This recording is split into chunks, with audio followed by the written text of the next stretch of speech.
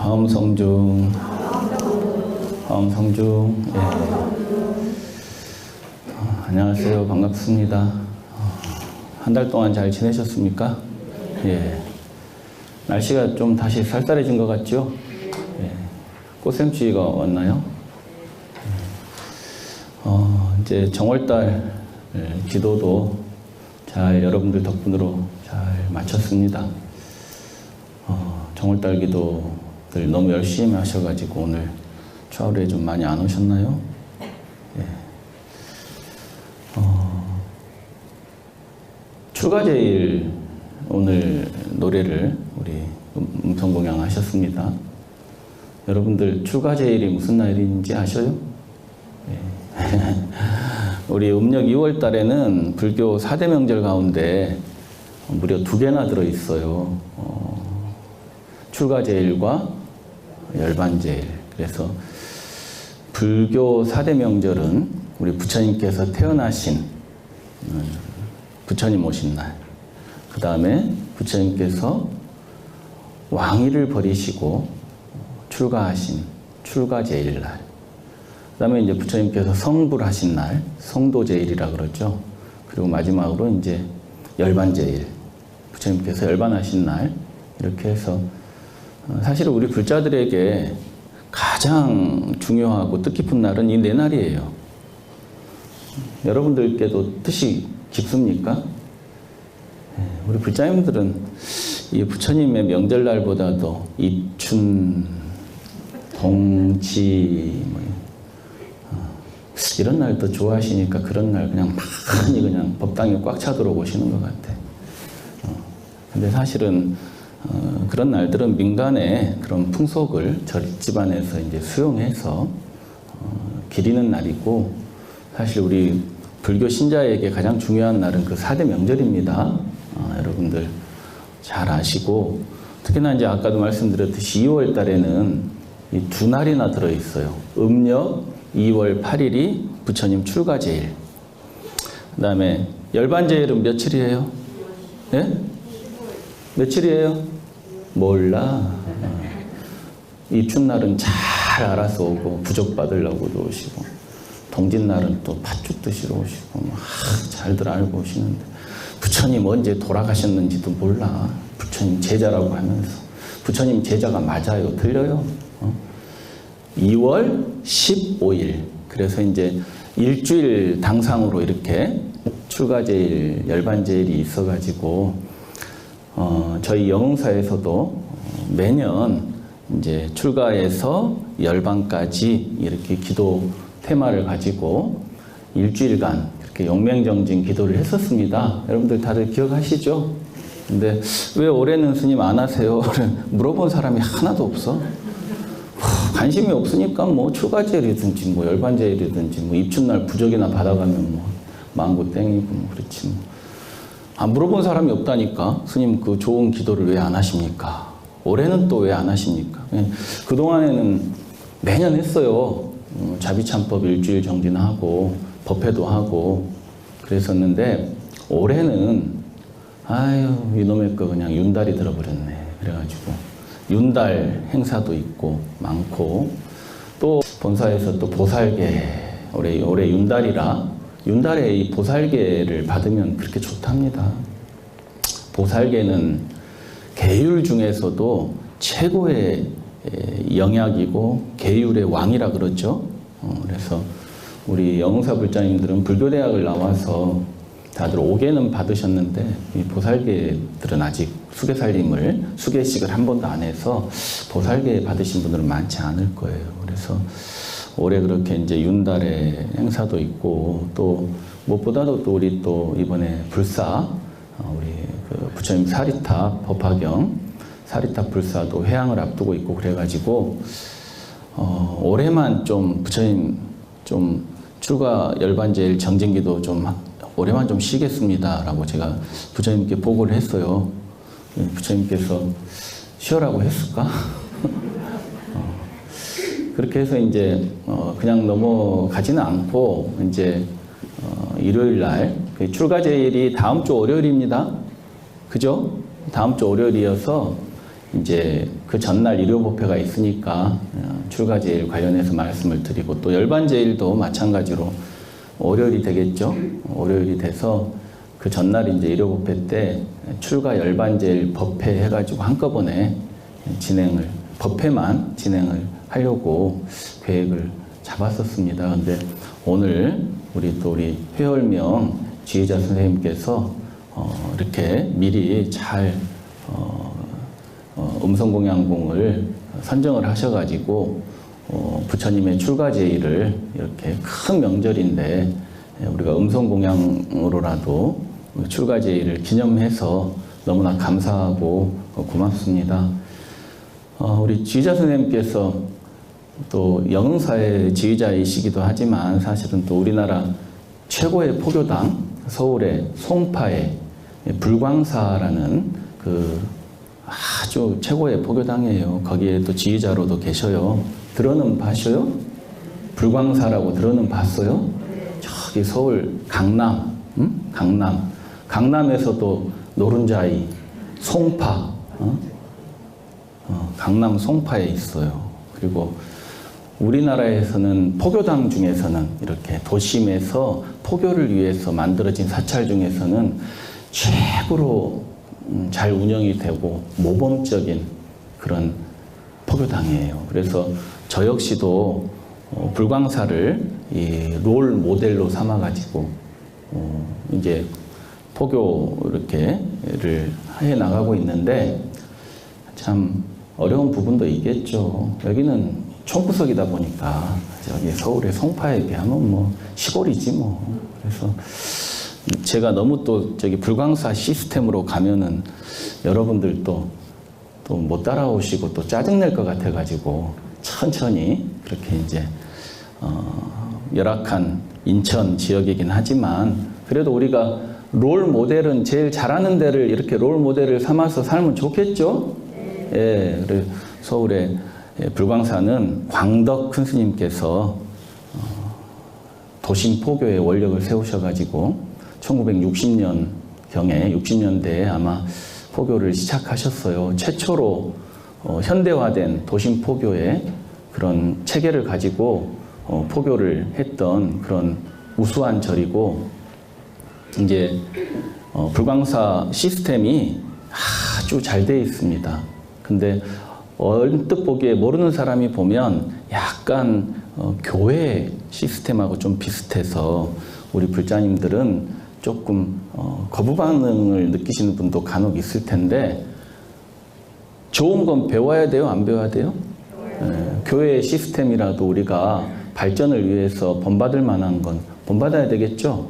그래서 그런 부분에서 여러분들 우리 영흥사의 이제 해조음 합창단의 이 지휘자 선생님을 너무 잘 모신 것 같아요. 이렇게 선생님께서 미리 딱 준비하셔가지고 출가제일 이렇게 출가일의 노래입니까? 제목이 출가일의 노래. 내용도 아주 좋아요.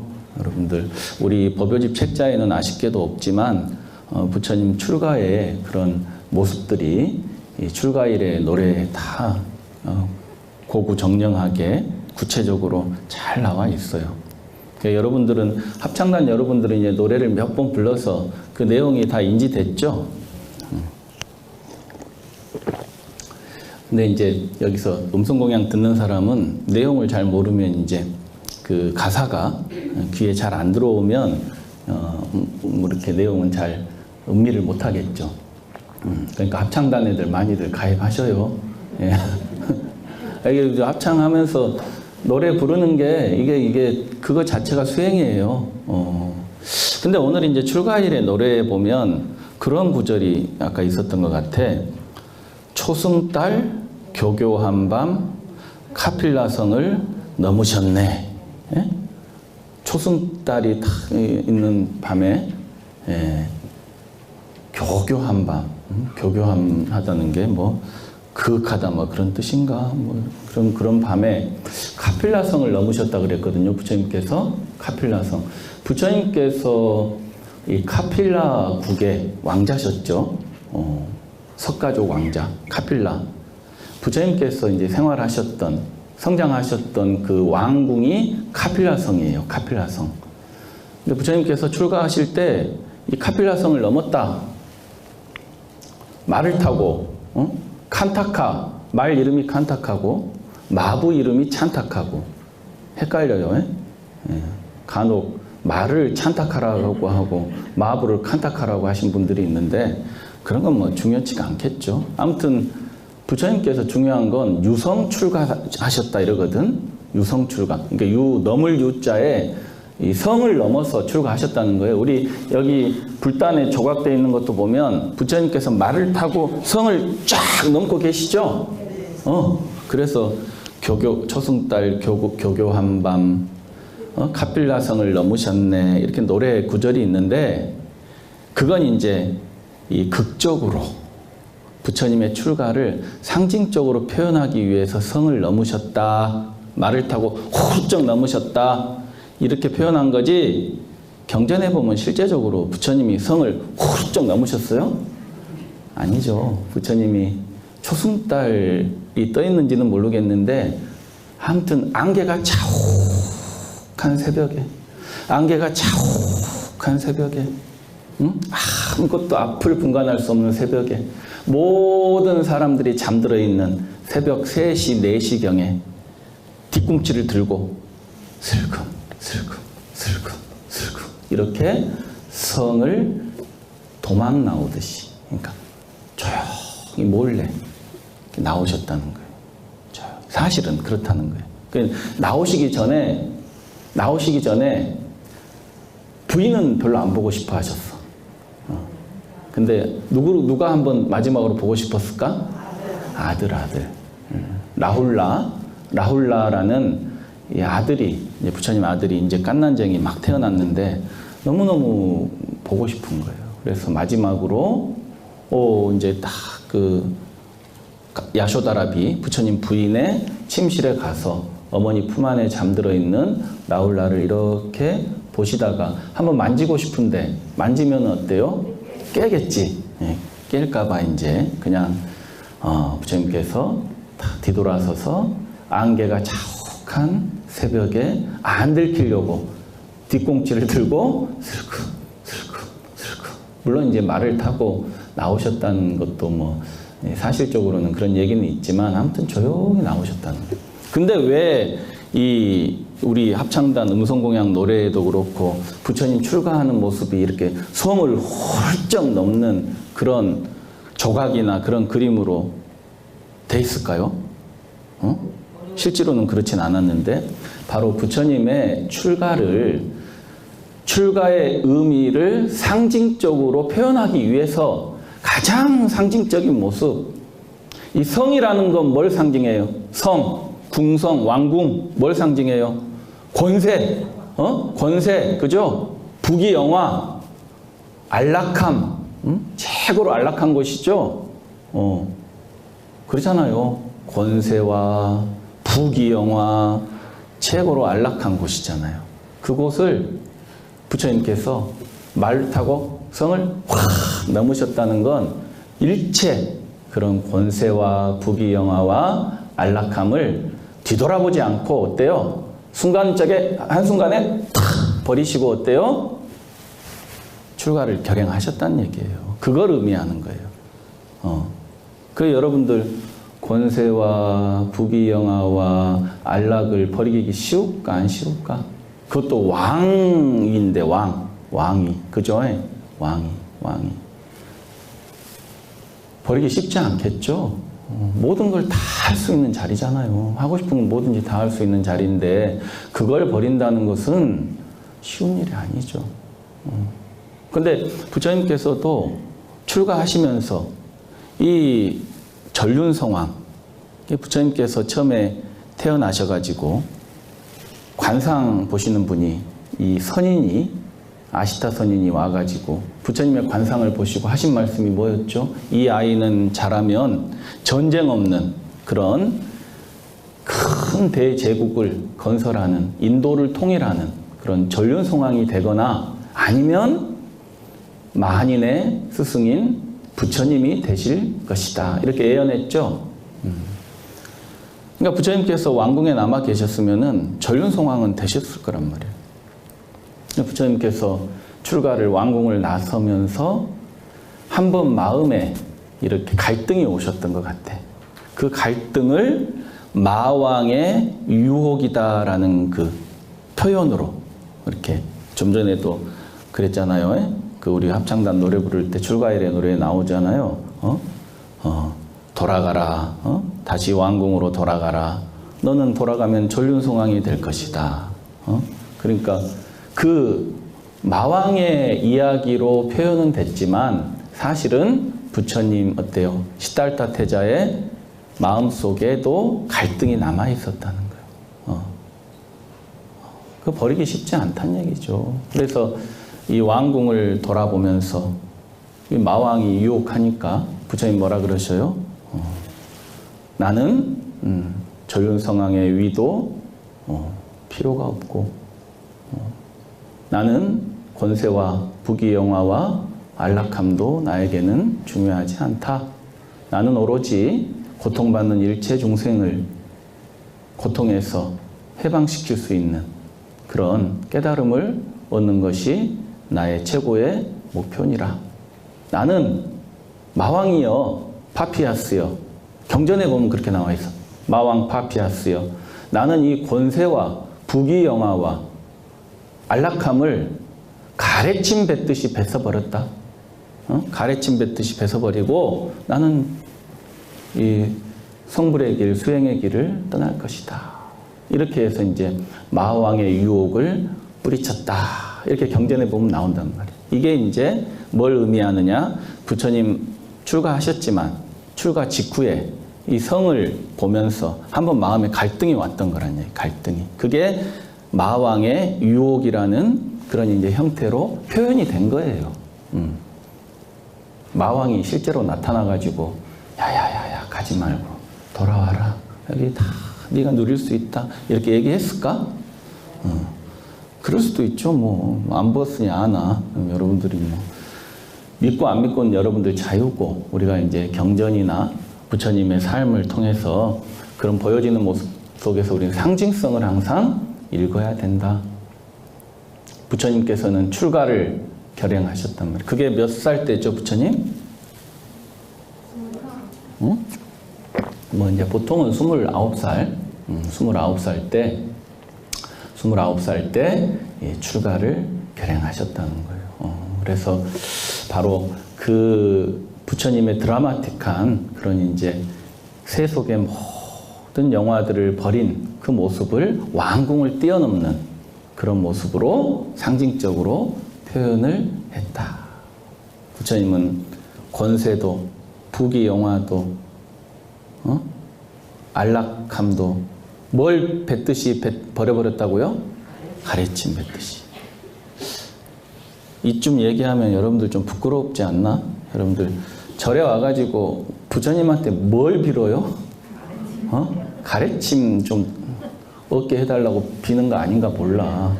권세 좀 얻게 해주고 부귀영화에 우리 자식 좀 잘 되게 해주고 남의 자식은 죽든지 말든지 우리 자식만 잘 되면 되고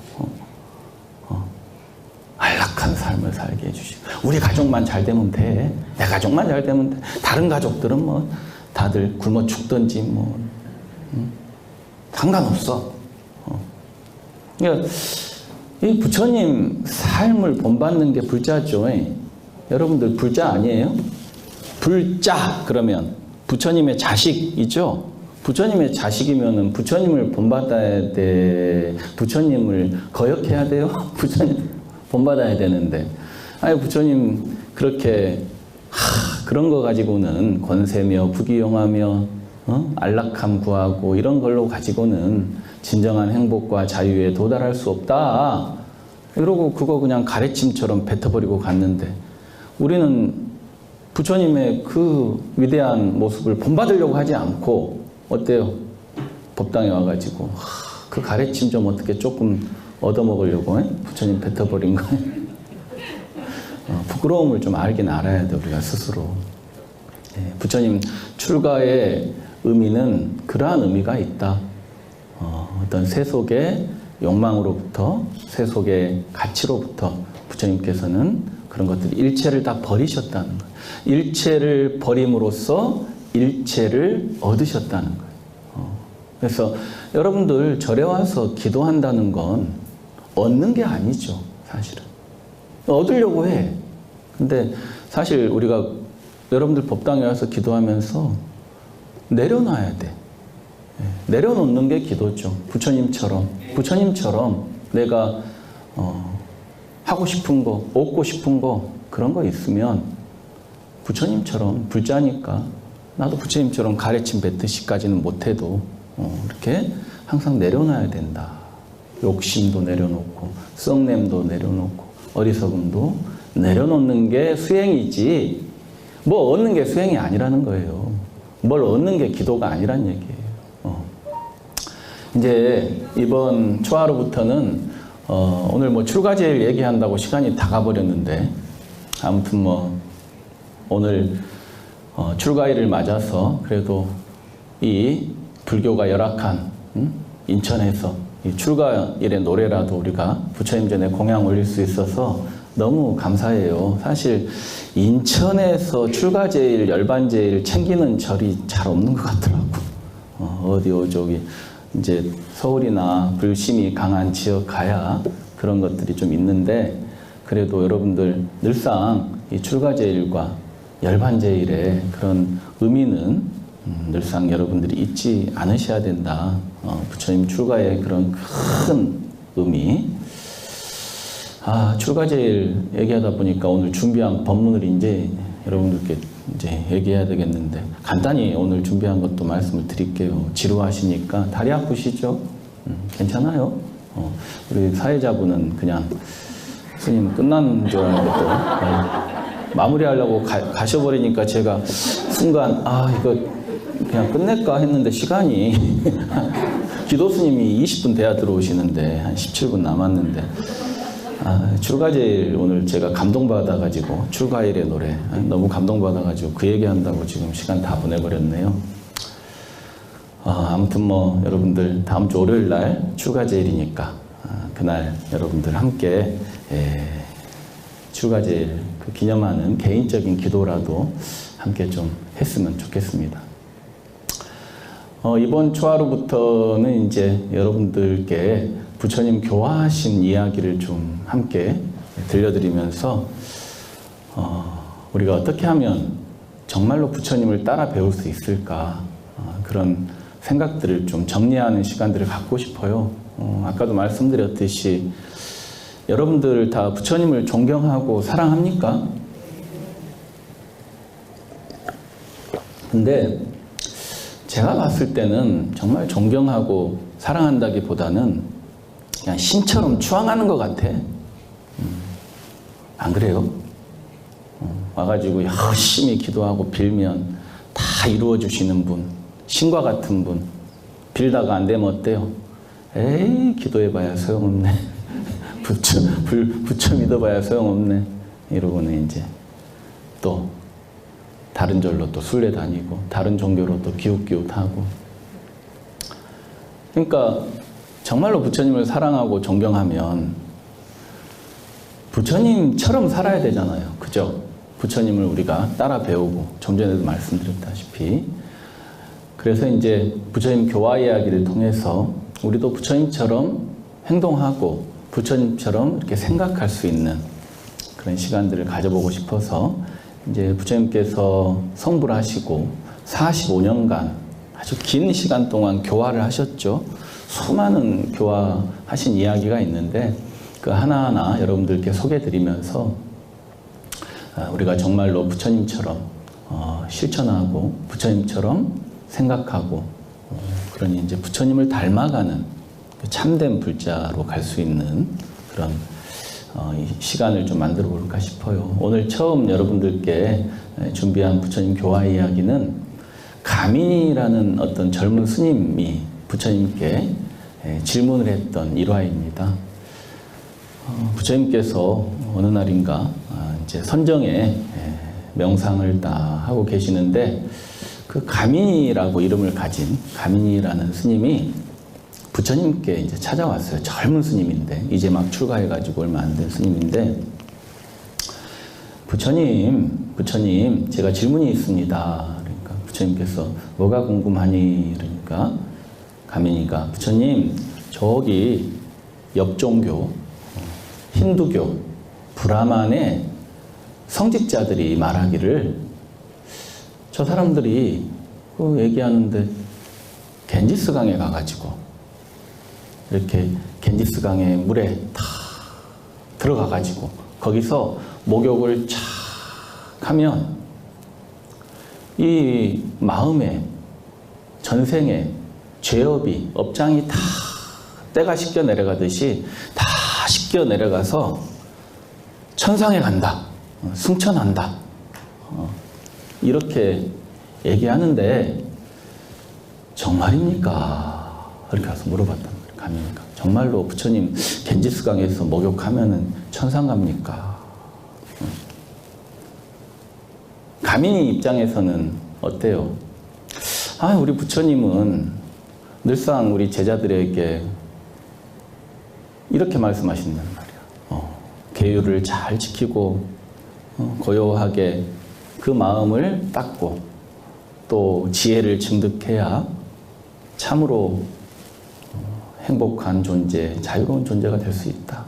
이런 말씀들을 이제 늘상 하시는데 가민이 입장에서 어려운 거예요. 그 말씀들이 어렵고 이거 실천하는 것도 쉽지 않아. 근데 저 겐지스강 가서 목욕 한번 하면 바로 천상 간다 하니까 쉬워요, 안 쉬워요? 쉽잖아요.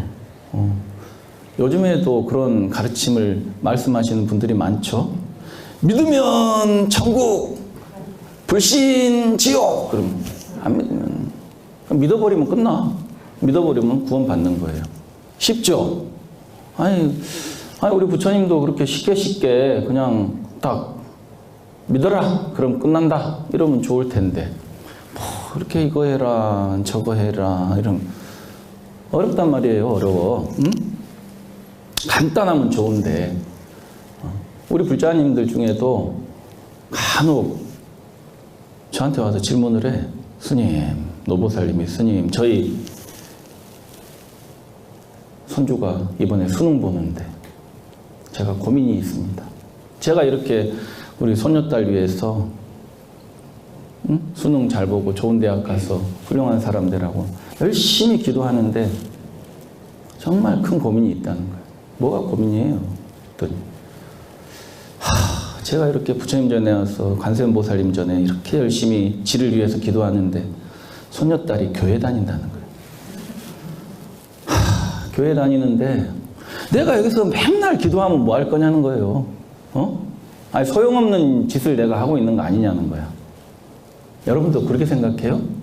여러분들 자식분들이 교회 다니는데 자식을 위해서 내가 절에서 기도하면 아무 소용없는 일인가? 응? 여러분들 수준에서나 그렇지. 여러분들 생각 수준에서는 그렇게 느낄 수 있죠. 근데 여러분들 생각에 관세음보살님 입장에서 생각해봐. 관세음보살님이 어떤 분이에요? 차별이 있는 분이에요? 차별이 없죠. 차별이 없는 분인데 손녀딸이 교회 다닌다고 이슬람 믿는다고 할머니가 와서 그렇게 기도하는데 관세음보살이 자비를 안 베풀까? 여러분들 수준에서는 어때요? 손녀딸이 교회 다니면 관세음보살이 모른 척 할 것 같은데 이거 여러분들 생각이죠? 근데 관세음보살이 그럴 뿐이에요? 아니라는 걸 알아요? 관세음보살님은 교회를 다니든 어떤 종교를 믿든 종교가 없든 누구에게나 다 평등하게 그 자비심을 실천하는 사람이 있으면 누구에게나 다 가피를 주시는 분이 관세음보살이란 말이에요. 우리 같지 않아. 여러분들 같지 않은 분이라고. 관세음보살님은 여러분들처럼 차별하고 내 마음에 맞으면 좋아하고 내 마음에 안 맞으면 미워하고 이런 분이 아니잖아요. 그러니까 그런 이치를 자기 입장에서 자기 생각에 자기 상에 사로잡혀서 생각하지 말고 정말로 관세음보살님의 마음에서 생각해 보면 고민할 일이에요? 아니에요? 아니잖아요. 뭘 그거 갖고 고민을 해요. 고민할 일이요. 오히려 관세음보살님 같으면은 그 교회 다니는 손녀딸한테 더 애정을 갖지 않을까? 절에 다니는 손녀딸보다도 교회에 다니는 손녀딸한테 더 마음을 아프게 생각하고 그런 마음을 가질 수 있잖아요. 그러니까 이렇게 다른 종교에서 얘기하듯이 그냥 간단하게 부처님 좀 얘기하시면은 쉽게 그냥 구원받는 길, 천상 가는 길을 얘기하시면 좋은데 부처님 왜 이렇게 어렵게 얘기하냐 이 말이에요. 가민이가 이제 그런 의문이 든 거예요. 그래서 부처님 정말로 겐지스강에서 목욕하면 정말로 천상에 갑니까? 그랬더니 부처님께서 가민이에게 저만 해도 이런 질문을 받으면은 언뜻 대답을 못할 것 같아요. 뭐라고 대답을 해야 될지 모르겠어. 그 사람들이 틀렸다? 야, 그거 말도 안 되는 소리야. 뭐 어떤 그런 되지도 않는 말을 하냐. 틀려! 저만 해도 그럴 것 같아요. 근데 부처님께서는 뭐라고 하셨느냐?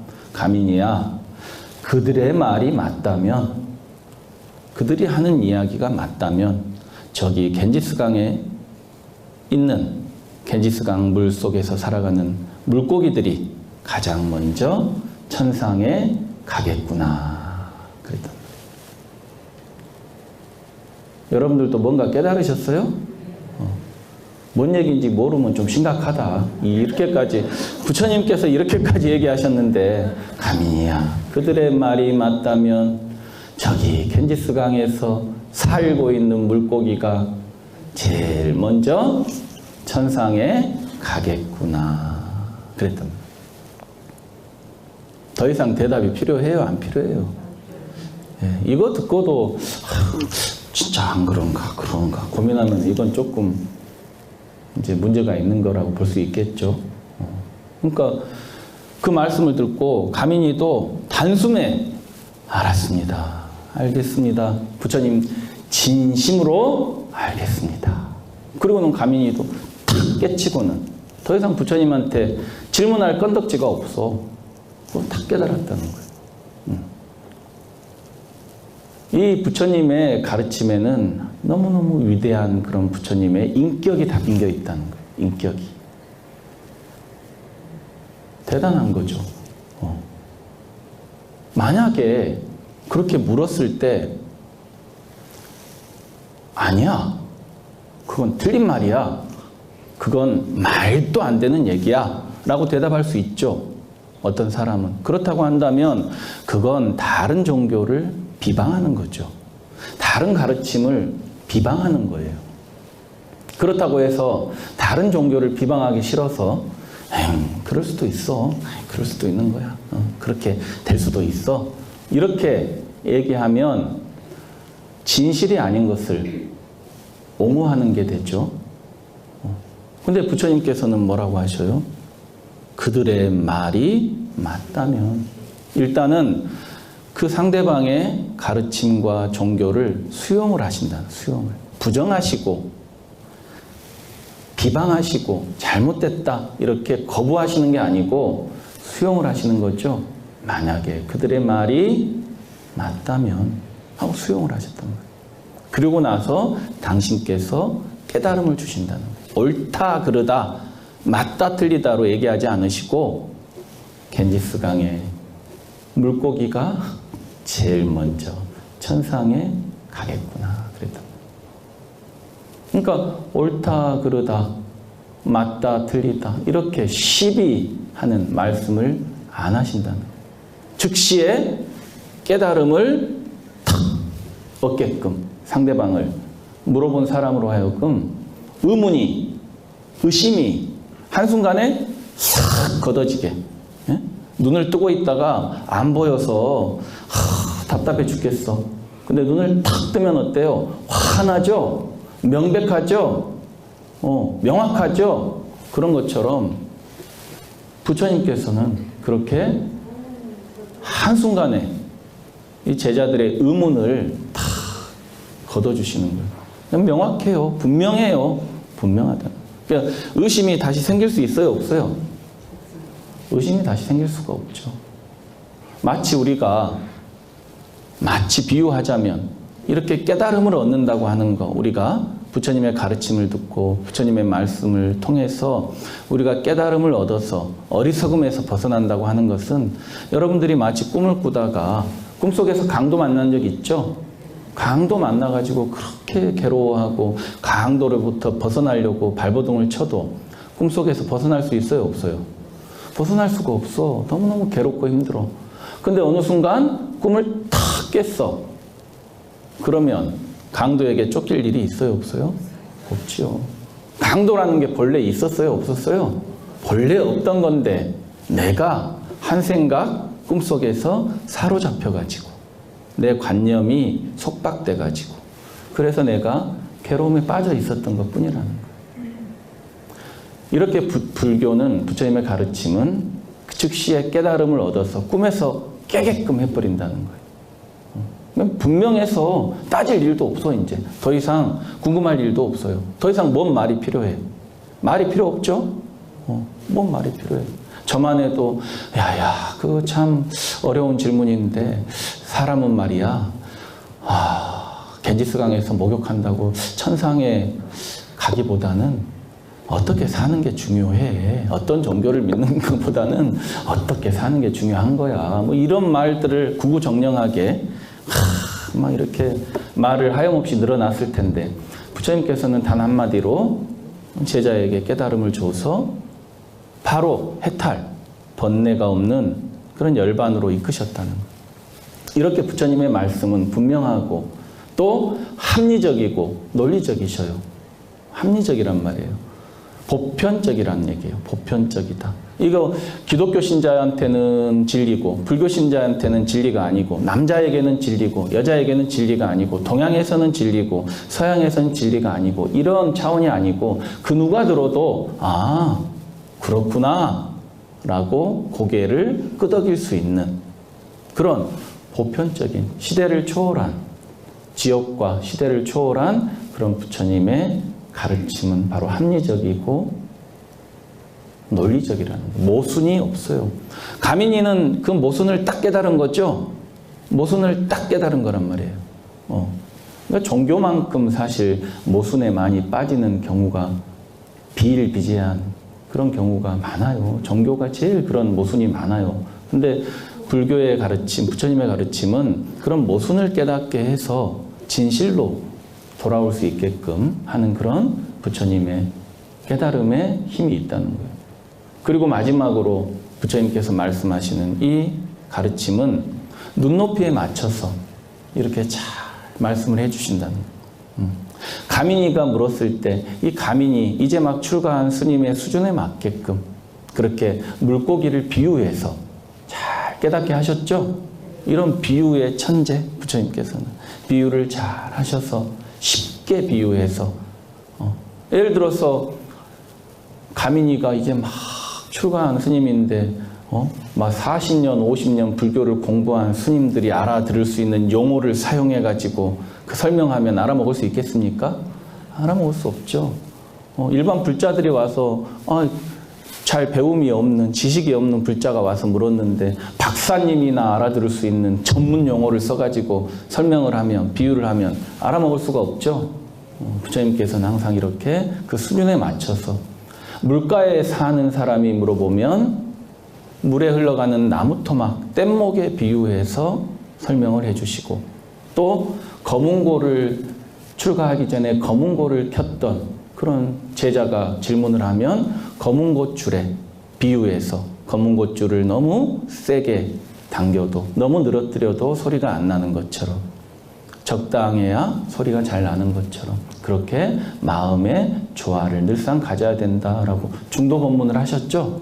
그렇게 부처님의 가르침은 케이스 바이 케이스 대기설법, 우리가 대기설법이라고 하죠. 눈높이 설법, 이런 이제 가르침을 설하셨다는 거예요. 이렇게 우리가 부처님의 가르침을 하나하나 배워가면서 여러분들이 이제 삼보에 귀의하는 마음을 일으켰으면 좋겠다. 첫 번째는 깨달으신 분이신 부처님께 귀의하고 그분의 가르침, 그분의 가르침이라고 하는 것은 우리 역시도 깨달음으로 인도하는 가르침이 있죠. 그러한 부처님의 가르침에 귀의하고 그리고 함께 수행하는 이 공동체에 귀의하는 불법성 삼보에 귀의할 수 있는 그런 여러분들이 마음으로 진심으로 귀의할 수 있어야 된다. 우리가 부처님을 아까도 말씀드렸듯이 여러분들이 신을 추앙하듯이 소원을 빌면 소원을 이루어주는 그런 존재로 여기면 그건 부처님께 귀의한 것이 아니라는 거예요. 명백히 말씀드리건대. 그건 어느 종교나 다 기복신앙하는 부분들은 있죠. 그러니까 여러분들이 절에 다니는 의미가 없어요. 그럴 것 같으면 뭐 교회에서도 기복신앙 해도 되고 천주교 가서 기복신앙 해도 되고 뭔 차이가 있습니까? 그러니까 여러분들이 부처님께 귀의한다는 것은 부처님의 가르침을 여러분들이 잘 들어서 여러분들도 깨닫고 그것을 실천했을 때 나의 것으로 만들었을 때 그것이 참으로 부처님께 귀의하는 길이다. 이렇게 얘기해도 이제 돌아서면은 뭐 또 부처님 가르침 속에 조금 그래도 부처님 가르침인데 그래도 부처님 가르침이니까 나는 먹을 수 있어. 그러시면 안 된다. 그래서 부처님께서 출가하신 그 큰 뜻을 여러분들이 오늘 잘 새기셔서 정말로 우리가 부처님께 귀의하는 길이 어떤 길인가 한번 생각해 볼 수 있는 시간이 됐으면 좋겠습니다. 오늘 출가일을 맞아서 우리 회조음합창단 우리 지휘자 회열명 지휘자 스님께서 뜻깊게 이렇게 합창단원들과 함께 출가일의 노래 불러주셨는데 여러분들 다시 한번 감사의 큰 박수 한번 쳐주시기 바랍니다. 감사드리고 여러분들 또 한 달 동안 건강하게 잘 지내시고 이제 봄이 오겠네요. 3월 되면 봄이 오는데 다들 바쁘시죠? 이제 막 또 생활하신다고 정신들 없으실 것 같아요. 3월달, 2월 말, 3월 되면은 절에도 잘 안 와. 이제 바빠갖고 다들 아무리 바쁘시더라도 늘상 스스로 마음을 잘 챙기시고 또 몸의 건강도 잘 챙기셔서 다음 달에 또 초하루 법회 때 다음 달에도 2월 법회네요. 오늘 또 음력 2월 법회인데 다음 달에도 2월 법회를 또 해야 되겠네요. 윤달이 들어버려가지고 윤달이 좀 안 들었으면 좋겠어요. 윤달에 절에서는 뭐 윤달이 좋다고 그래가지고 행사들을 많이 하니까 그냥 죽겠어요. 그냥 안 했으면 좋겠어. 윤달이 그냥 안 왔으면 좋겠어. 양력 셌으면 좋겠어. 저는 사실은 윤달이고 뭐고 그냥 없어버리게. 윤달에는 뭐 송장을 갖다가 거꾸로 매달아도 아무 탈이 없다. 그럴 정도로 좋은 달이라 그러죠.